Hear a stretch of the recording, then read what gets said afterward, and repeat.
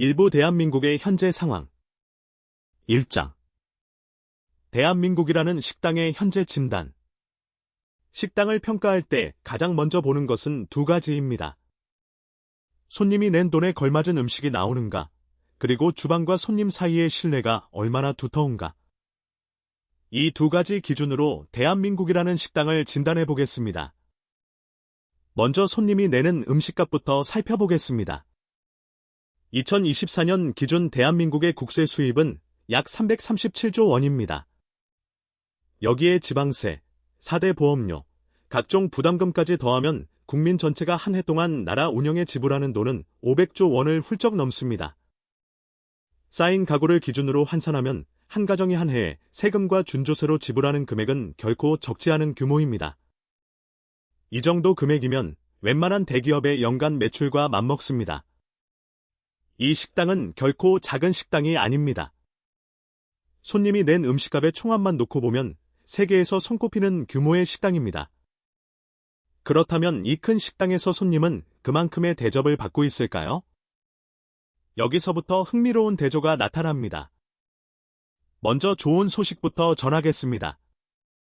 2026년 발표된 OECD 공공부문 신뢰도 조사에서 대한민국 중앙정부의 신뢰도는 51.3%를 기록하며 조사 대상 38개국 가운데 6위에 올랐습니다.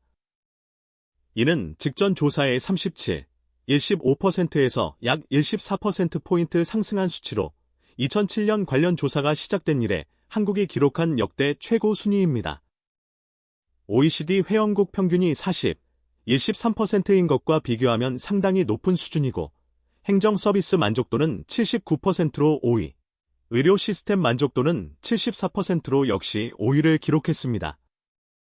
다시 말해 이 식당의 주방, 즉 행정부가 만들어내는 개별 서비스 자체는 결코 나쁘지 않습니다.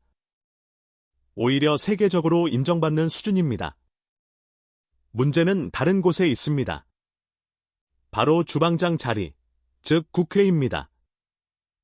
국회는 지난 10여 년간 각종 기관 신뢰도 조사에서 거의 매번 최하위를 기록해온 기관입니다.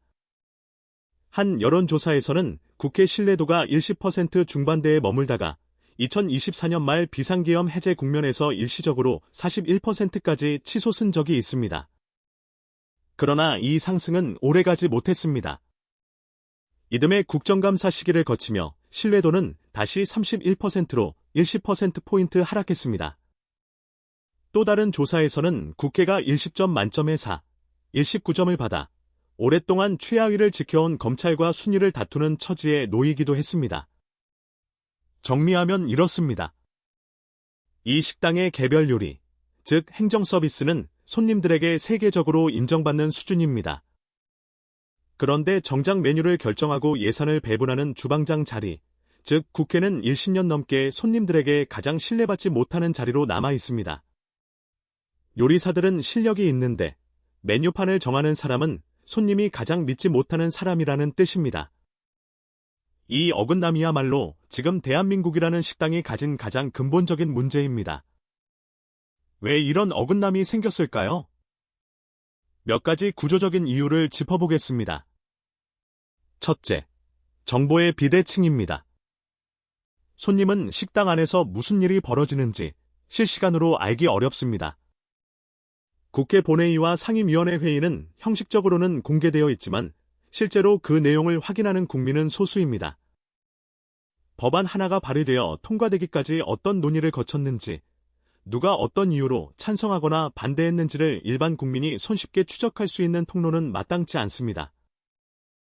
유리벽 주방이 아니라 여전히 문 닫힌 주방인 셈입니다.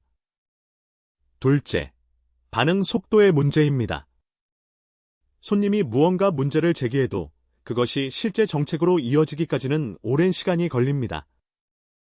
국민동의 청원 제도가 있지만 한 달 안에 5만 명의 동의를 얻어야 국회 소관위원회에 회부되고 그 이후에도 법안 처리까지는 다시 긴 시간이 필요합니다. 청원 대부분이 임기 만료와 함께 자동 폐기되는 경우도 적지 않습니다. 손님이 짜다고 말한 지 몇 달이 지나도 국은 그대로인 셈입니다. 셋째, 평가와 교체의 부재입니다. 국회의원의 임기는 4년입니다. 이 4년 동안 특정 의원의 활동이 기대에 미치지 못하더라도 유권자가 즉각적으로 취할 수 있는 조치는 제한적입니다. 국민소환제는 지방자치단체장과 지방의회 의원에게는 적용되지만 국회의원에게는 아직 적용되지 않습니다. 다시 말해 손님은 주방장의 요리가 마음에 들지 않아도 4년이라는 계약 기간이 끝날 때까지 기다려야 하는 구조입니다. 넷째, 예산과 회계의 불투명성입니다. 국가 예산은 매년 국회 홈페이지와 열린 재정 시스템을 통해 공개되고 있지만 그 방대한 양과 전문적인 서식 때문에 일반 국민이 실제로 들여다보고 이해하기는 쉽지 않습니다. 회계장부가 존재는 하지만 손님이 이해할 수 있는 언어로 펼쳐져 있지 않은 것입니다. 이는 완전한 비공개보다는 나은 상태이지만 실질적인 투명성과는 거리가 있습니다. 이 지점에서 미슐랭 가이드의 평가 방식을 떠올려보면 좋습니다. 미슐랭이 별을 주는 방식은 우리가 흔히 아는 시상식과 다릅니다. 한번 별을 받았다고 그 별이 평생 유지되지 않습니다. 미슐랭 심사원은 신분을 밝히지 않고 1년에 여러 차례 같은 식당을 다시 찾습니다. 음식의 질, 재료의 신선도, 조리의 일관성, 가격 대비 가치를 매번 새로 평가합니다. 그래서 작년에 별 셋을 받았던 식당이 올해 별 하나로 강등되는 일이 실제로 벌어집니다. 프랑스의 한전설적인 식당이 별 하나를 잃었다는 소식만으로도 세계 언론이 다룰 정도로 이 평가는 즉각적이고 냉정합니다. 주방장이 아무리 유명해도 요리의 질이 떨어지면 그 즉시 등급이 내려갑니다. 반대로 무명의 작은 식당이라도 꾸준히 실력을 증명하면 별을 얻습니다. 임기도 없고 유예기간도 없습니다.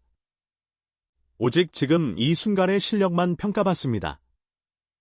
국회의원을 이런 방식으로 평가한다고 상상해 보겠습니다. 미슐랭 심사원처럼 손님인 국민이 특정 정치인의 실적을 상시로 추적하고 평가합니다. 법안 발의 내용, 표결 기록, 예산 심사 태도, 지역구 민원 처리 속도 같은 항목을 실시간으로 점수화합니다. 점수가 일정 기준 아래로 떨어지면 그 즉시 경고가 뜨고 회복하지 못하면 다음 선거를 기다리지 않고도 신뢰를 잃습니다. 그런데 지금 대한민국 정치에는 이런 상시평가 체계가 없습니다. 4년 전 공약과 4년 후 실적을 비교하는 것은 오직 선거 시즌에만, 그것도 각 후보 진영의 홍보 자료를 통해서만 이루어집니다. 미슐랭 심사원이 1년에 몇 번씩 조용히 식당 문을 여는 동안 국회라는 식당에는 그런 심사원이 4년에 단 한 번, 그것도 선거라는 시끄러운 방식으로만 찾아오는 셈입니다. 이 네 가지 문제, 정보의 비대칭, 느린 반응 속도, 평가와 교체의 부재, 예산의 형식적 공개는 서로 독립된 문제가 아닙니다. 하나로 이어져 있습니다.